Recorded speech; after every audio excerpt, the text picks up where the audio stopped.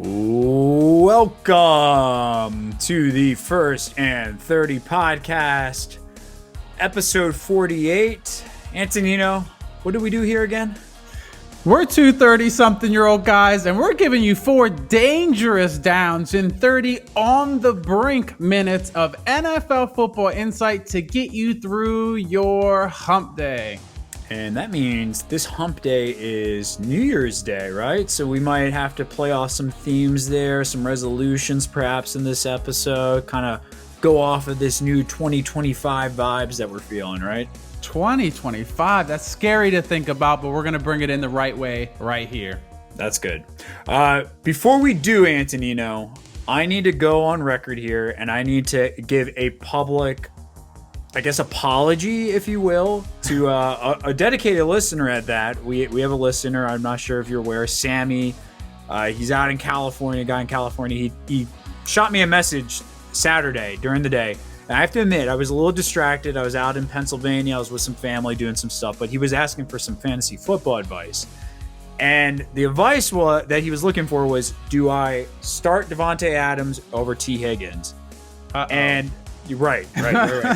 So let me just put it bluntly. I said, absolutely. You start Devontae over T. Higgins, but the asterisk here and the caveat, go with your gut, and please don't hinge everything off of what I'm saying here. So that was just my opinion because, T. Higgins, injury riddled, you can't rely on this guy. Devontae Adams has been put in a stretch of really good games.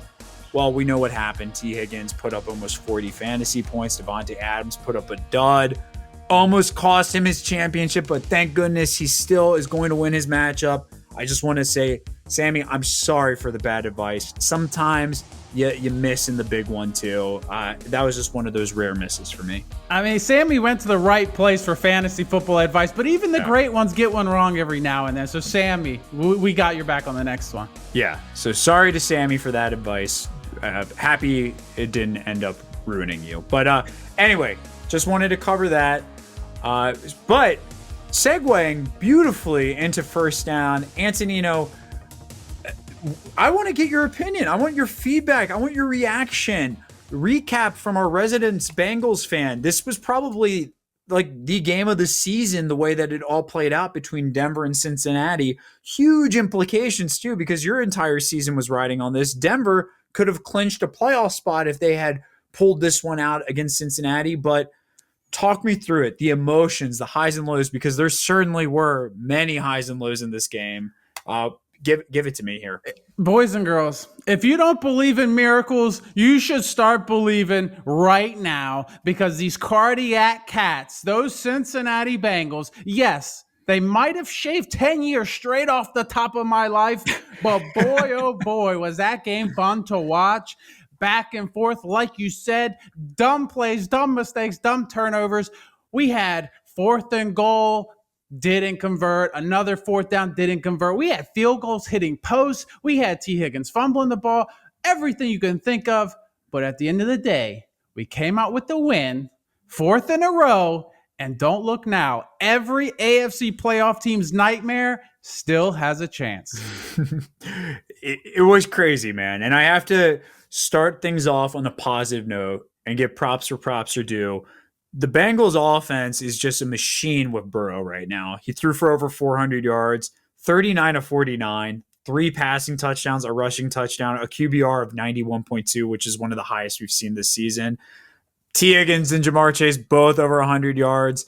So the offense with these 3 guys showed up, but you alluded to a few, I don't want to make everything negative here, but you did allude to a few situations and mistakes that usually you can't survive a game if you make 1 or 2 critical errors. Well, the Bengals made probably 3 or 4 critical errors in this game, and they still somehow won.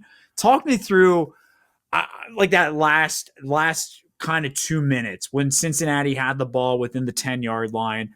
It looked like they could have just run the clock, killed the clock. They ended up getting the touchdown. What was going through your mind as a fan when they decided to push the ball in instead of just trying to run the clock and force Denver to call timeouts there? Well, first of all, I wanted to drag Zach Taylor by the end of his shirt out of the stadium. Yeah, I I am bet. not a fan of this guy. He was aggressive the whole time, all game. I can respect that. Being aggressive, went for it a couple times on fourth down instead of taking the points, which bit us in the butt. We could have ended the game early. But I digress. The clock management at the end of regulation was so bad, like so putrid, that we ended up giving the Broncos the ball back with a timeout in like a minute and a half. Yep. And if you remember, Chase Brown tried to slide at the one to Hurt force them to use himself. a timeout, hurt himself sliding at the one. What in the world? Yeah, I mean that's crazy, and it forced Cincinnati to use one of their timeouts, which stopped the clock. And I think at that point, that's when Zach Taylor was like, "Well, this kind of changes our situation a bit." I still in that point, what you maybe take a knee, force Denver to call a timeout there, and then you try to push it in on the next play. Maybe it's just kind of questionable. It's a tough call. Even with Chase Brown, I say run that sucker in at that point. Even if you go down there, they have a timeout. You're not really shaving any clock off. Get the touchdown, punch it in. The way our season's gone, we take the points because earlier that game, we had to go first and goal at the one, and we got no points, if you recall that. So don't take the points where you can get them. And yeah, we got us close to another heartbreak on that last drive, did we not? Yeah, and I think you were also alluding to like what Burrow taking a sack on that fourth and goal. Like he was sacked 7 times in this game, which during the game I was texting him like, what's going on here? I mean, Joey B is tearing it up, but he's getting sacked way too often. Was he holding it too long? Is it just offensive line not protecting well enough? What were you saying? Yeah, when a casual fan might watch a game, they didn't notice this, but Amarius Mims, our huge rookie offensive lineman, comes out of the game. He came into this game with a broken hand, played with the broken hand. Halfway through the game, they did take him out. And when he came out, you noticed the difference. And then on the opposite side of the ball, we have Orlando Brown, who quote unquote said after the game that he's playing on one leg. They said that he might have broke a bone or something in his leg, so he's playing on one leg. So we're playing banged up front. We had like a third string starting at one point, and you saw that Burrow running for his life, 7 sacks. But the boy went 39 for 49, and 10 of those incompletions, or 3 out of the 10 incompletions were drops. One for a touchdown, Jeff Marche. So the efficiency, even though he took the sack, he made the right plays and did what he had to do, avoid the big mistake. I mean, you gotta credit Denver though for just fighting in this one too, with no time left in regulation. Bo Nix getting a 25-yard touchdown to send this into overtime. But even in overtime, Cade York set up for the 33-yard field goal. Again, kind of a questionable coaching decision because this was a 3rd and 3 that they decided to kick it from that position where they maybe could have run it one more time, got a first down, try to score a touchdown. I get there's some risks involved, but you got to play to win the game, right? You and I both agreed on that. Yeah, and we were aggressive all game. Why stop being aggressive now? And it's burned us before. You remember that Baltimore Ravens overtime game we lost? We ran the ball 3 times, missed a field goal because of snap. Same thing here. Put the ball in your best player's hands. Keep it in Joe Burrow's hands. He learned from that mistake. In overtime, we got the touchdown the next time around on the next possession. Came away with the win. All right, man. Well, give me any last words on this game. Anything that you're feeling here still that you want to get off your chest before we move into second down. I want everyone to understand that we are witnessing history. What Joe Burrow is doing in Cincinnati has never been seen before. Started 0-3, 1-4, 4-8. We are now 8-8, and he's putting up historic numbers. He is on another level, and I want everyone to just soak it all in. Whether we make the playoffs or not, this was amazing to witness for everyone. He has been playing very well, and I will agree with you there. No disputing that. Yep. All right, man. Second down, there's going to be some big implications heading into the final week of the NFL season. Your Bengals are going to be involved in these implications. So I figured let's spend some time, break down really what is still at stake here in terms of playoff seeding position, who needs to win to get in. And then if we have some time at the end, maybe just kind of reflect on draft positioning, where our team's going to be drafting, because there are folks that are listening that they don't have the luxury of being supporting a team that's in the playoff mix. They might be one of these fans that are looking for the offseason to start now. So let's kick off with the NFC North title. We have a matchup between Detroit, Minnesota. basically winner gets the first seed and the NFC North. This game was flexed to Sunday night, so everything's kind of riding on this matchup. Anything that you're looking forward to there? Any other, situational aspects to this? I mean, how sad is that you could have such a good year? You have all these wins, like these teams, over 12 wins for both of them, and you could start the playoffs in a wild card game on the road. Like, that's so sad. So that just shows how much this last game is going to mean for both of these teams. And I feel like it would be a gut punch for whoever loses this game. It's like, you had such a good year, you're riding high on emotions, and we're going on the road for the wild card. Big gut punch. Who do you think needs it more? Like, in your mind, if there was one team that you just envisioned that they need to get this first round by more than the other one, or else their season could be in jeopardy in round one, who do you think it is? It's Minnesota, without a doubt. Detroit has the weapons. They have the skill. They have the talent. Minnesota, I think they're riding this energy. I think they need that home field a little bit more. I could see them getting bounced first round if they got to go on the road. I think Detroit, man. Like, we've been talking about the injuries Detroit's had. They just need a week to regroup.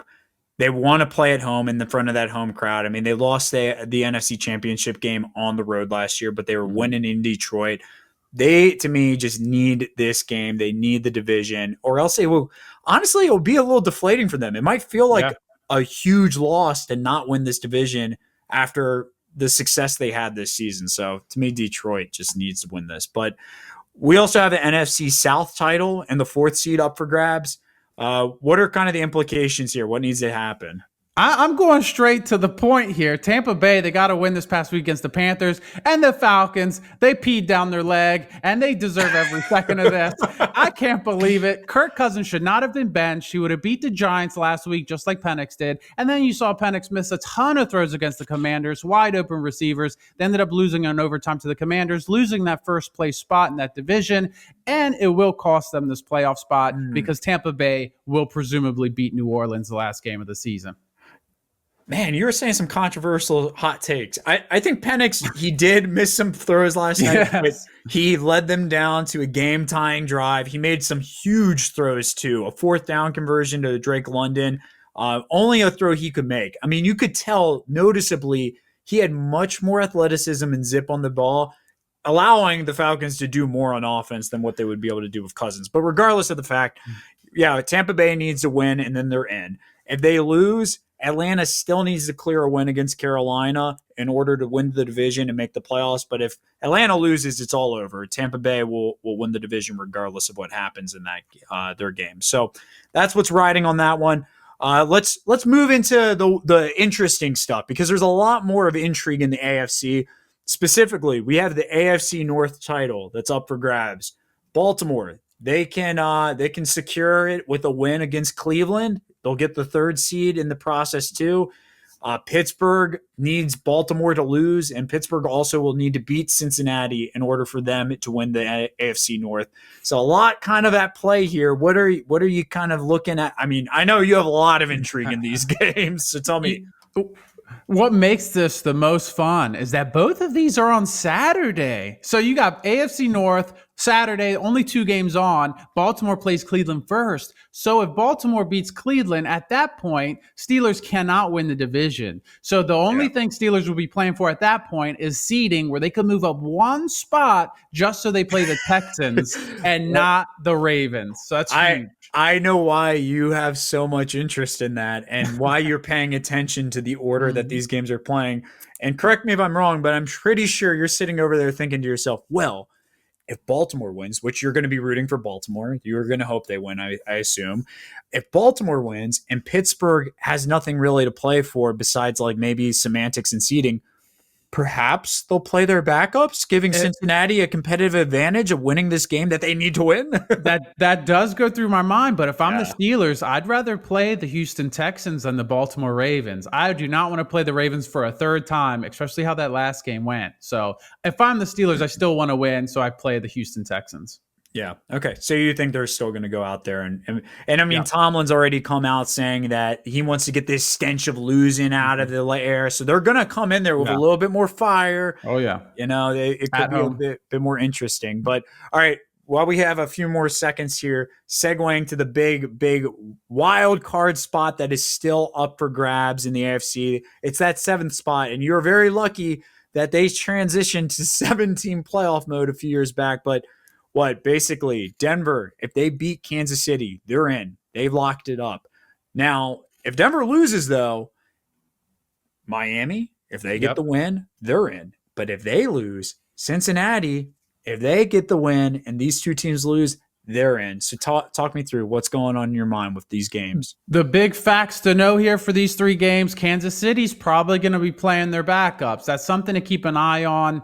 Another thing, Miami, Tua Tagovailoa, he has the hip injury stemming from his previous hip injury. It could be something serious, something to watch. It could be a potential serious injury to his hip, a re-aggravated injury. So he might not play. So you could have a Jets defense going against Tyler Huntley.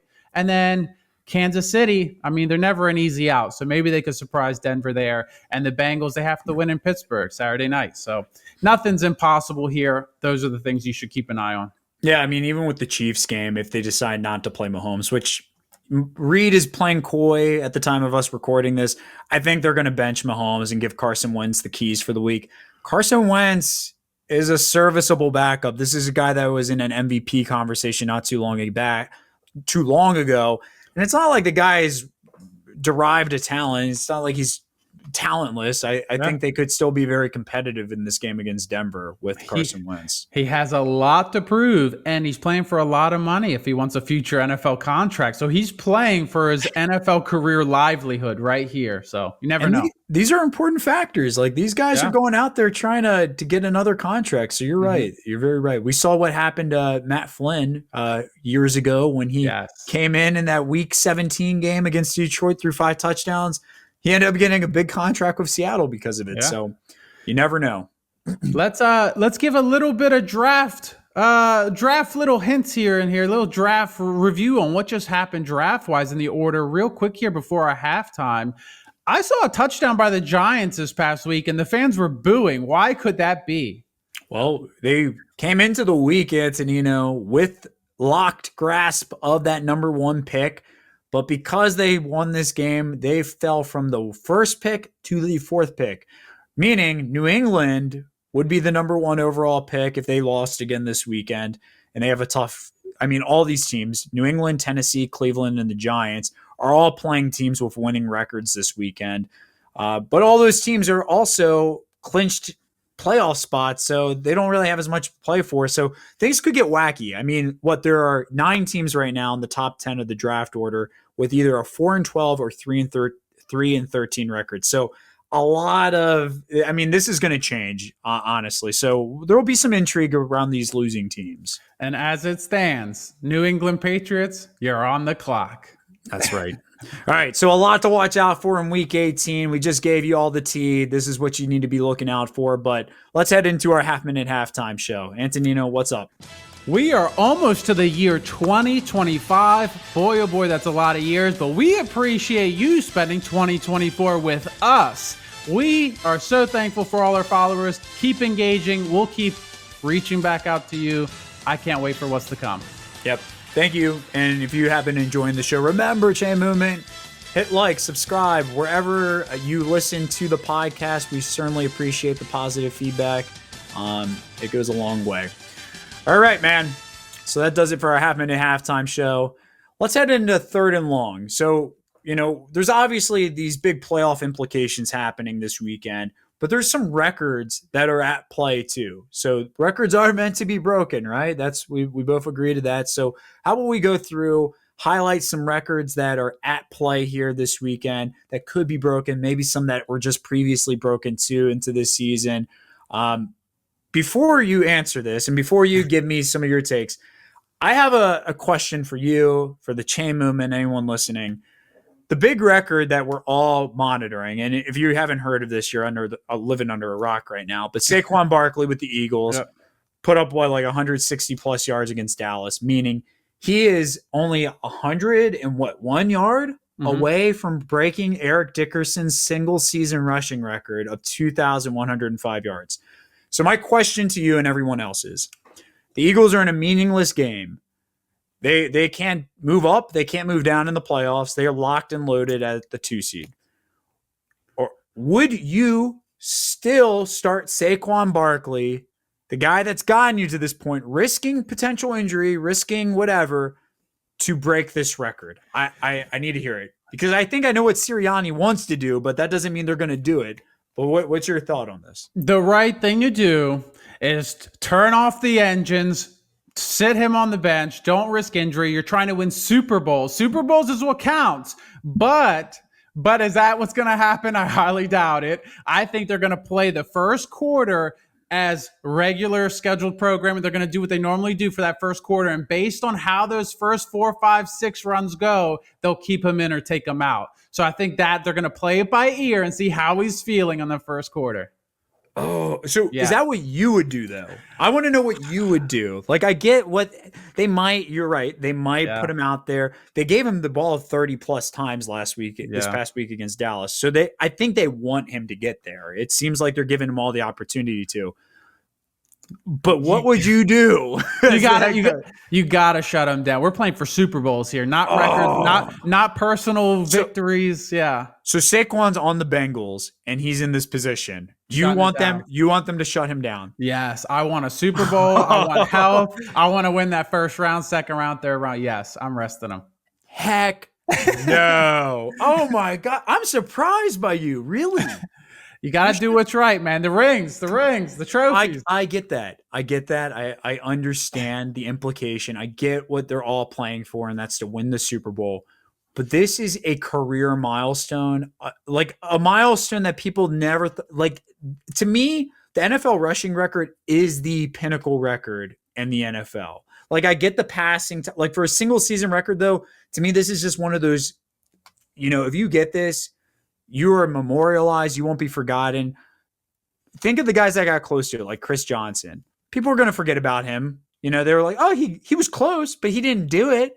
Adrian Peterson, it might be the most recent guy that's going to be a Hall of Famer that we're like, yeah, he was really close. And I just think if this was me in my position, be like, you're going out there, we're going to give you the ball 50 times, and you're going to break this record because you won't be forgotten. Like, you deserve this, man. You need this. I'm glad rushing is back in the game. There's a lot of good rushers having great years. We talked about this a little bit. I'm glad it's back, but we also have a 17th game. Let's not forget this, okay? It's cheating. All their other records at 16 games. Now we have 17 games. What is this? Oh, yeah, look, I got the record. No, you had an extra game. So you think even with the extra game that devalues the record? It devalues it. Absolutely. They get extra game. Of course they're going to break all these records. All of them are going to get broken at some point, especially the way the NFL is trending. But you'll see that in some of these other ones we talk about too. 17th game, man. Come on. It's true. I mean, and to put it in perspective, Eric Dickerson broke that record in 14 games. It's going to take take Saquon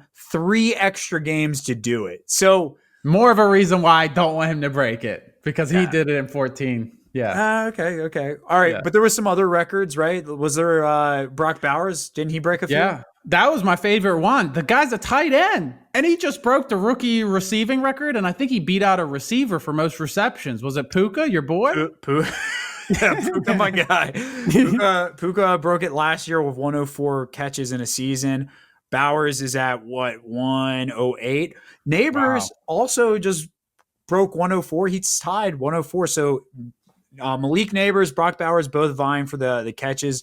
But he also broke the receiving yard record that Mike Ditka held for 63 years of 1,076 yards. He's well over that too. That's incredible. And he's playing on the Las Vegas Raiders, people. And his quarterbacks were like O'Connell and like Minshew. Like, what in the world? Well, we were scrutinizing the pick, weren't we? Like, we were like, what are the Raiders thinking? So we obviously know now that when they made this pick, they were like, well, this guy's going to be our wide receiver 1. So whatever, we just mentioned a lot of receptions, a lot of yards, but we can't talk about those two things without talking about a Jamar freaking Chase. And he's going to get the Triple Crown, folks. That's another thing to look out for here. Triple Crown watch.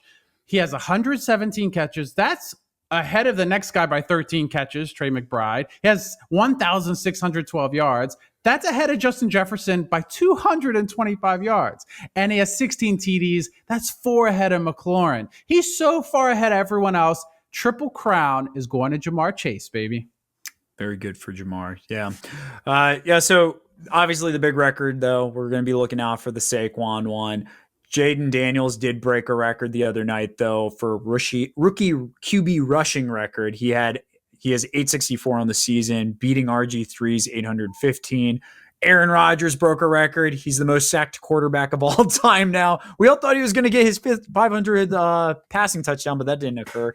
All right, but we only have a few minutes left here, man, for fourth down. So can we segue into this and, wrapping up? I think this is perfect. We're wrapping up the episode. We're also wrapping up 2024. So how about we do some resolutions and assign a few New Year resolutions to some playoff teams this year? What are we hoping they do differently? What are we hoping they do to make things right this ship? Yeah, I mean, this is an easy one, and I'm going straight to Detroit. They better have a New Year's resolution to not pull the shenanigans that they tried to pull last year in the NFC Championship that costed them the game. They were up big against San Francisco. They got cute. Their coach better stop the antics because if they do the aggressive stuff for no reason, it's going to burn them again. That's your warning. Detroit, that's your warning. Don't do it again. So you're hoping Detroit's New Year's resolution is to lay off the gas pedal when they have a big lead, maybe not go for it on fourth down, kind of temper back on the aggressive play calling if they are in the position they were in last year. That's what you're alluding to. Yes. Oh my gosh. No. But the window's going to close if they keep doing these mistakes thanks to Dan Campbell. So Dan Campbell, don't ruin it for everyone. You have the talent. Just play the game straightforward and beat them with your sheer talent. You're telling them to change the way they play their game if they make the playoffs? Absolutely not. And they will not. So I'm just letting you know, you might hope that this is the resolution that they hope to embark on, but they are not going to listen to you, Antonino. Detroit will continue to go for it on 4th and 4 inside their own 30. They will continue to throw deep bombs when they're up by 20 points because that is who they are. That is why they are in the position they're going to be in. So no, that's a no. Fair enough. I have a resolution, though, for the team they're going to play against this weekend, Minnesota. The resolution is to not give up the big drive-killing sacks that have been plaguing them this season. If there's an Achilles heel on this team, it is that they give up sacks in inopportune times, and those sacks lead to drive killers. I looked up this crazy stat, man. Sam Darnold has been sacked 46 times this year. Every time he has been sacked on a drive, they've only scored a touchdown on 2 of those drives. I think I mentioned it maybe last week, so they can't be giving up these sacks. It's just a drive killer for them. That is their resolution. Protect Darnold. Darnold, get the ball out of your hands quicker and stop taking these killer sacks. I agree 100%. Keep Darnold clean. Don't take the sacks. Give me one more, and there's a big one. Give me the Baltimore one. I swear I've been holding this one in, but the Baltimore Ravens, just like Detroit, don't be a bonehead. Do not stop running the ball. Stay balanced. Stick to what you're good at and run the ball. Last year, they lost to the Chiefs at home in Baltimore, completely abandoned the run game. You have Derrick Henry. Don't forget this. Use Lamar Jackson's legs. He can run. Use the option. Keep it interesting. Do not get away from the run, or else, just like the Lions, you're going to get bounced. I agree. They need to continue to run Henry. That's why they brought him in this year. I think that was their resolution. After they lost that game, they're like, hey, we're not going to do what we did last year. We're going to give Henry the rock. Lamar is going to do his things, and he's going to run it too. But yeah, I agree. If they're in that position, don't give up on it. You got to keep it up unless you're down by like 20, which I don't think they will be. I mean, these are some solid New Year's resolutions right here. I think so too. Hopefully some of these teams hear us and they my last one, I'm just going to throw it out there. Buffalo, do not leave the game in the hands of Tyler Bass. Please. This guy is probably every time Tyler Bass goes up to attempt a kick, he just looks afraid. He looks scared. He doesn't look like he's built for the moment. even with he's not fooling anyone with that one painted eye tape, not at all. So just try to win the game in Josh Allen's hands. Don't leave it up to your kicker this year, please. That's it. Help us help you. These teams, I hope they listen to the podcast because they need to hear this. Yeah. This will lead them to the promised land. New Year's resolutions. You got it. All right, man. That does it. Let's head into the 2-minute drill and cover some of the news. The Tampa Bay Bucks had a lucky duck on the field. Yes, a duck right before they blocked a punt and returned it for a touchdown. So maybe the duck should be their mascot. The Tampa Bay Ducks. Well, the New York Jets are scheduled to interview ex-Washington head coach Ron Rivera, and they're also going to interview their old former head coach Rex Ryan for the vacant head coaching position this offseason. Whoa, desperate. The list of teams to play 5 primetime road games in a single season in NFL history, the 2024 Cincinnati Bengals. That's the list. Good for them. Well, what's not good for Cincinnati offensive plans next week is that Joey Porter, the cornerback for Pittsburgh, is trending towards playing. So he's probably going to shut down Jamar Chase or T. Higgins in that pivotal matchup. Oof. 2 short years ago, Sam Darnold and Baker Mayfield were on the Panthers. Baker was playing scout team defensive lineman, and now they're both 2nd and 3rd in passing yards in the NFL, respectively. Maybe someone should roll the dice on Zach Wilson. I was saying that. Yeah, they should.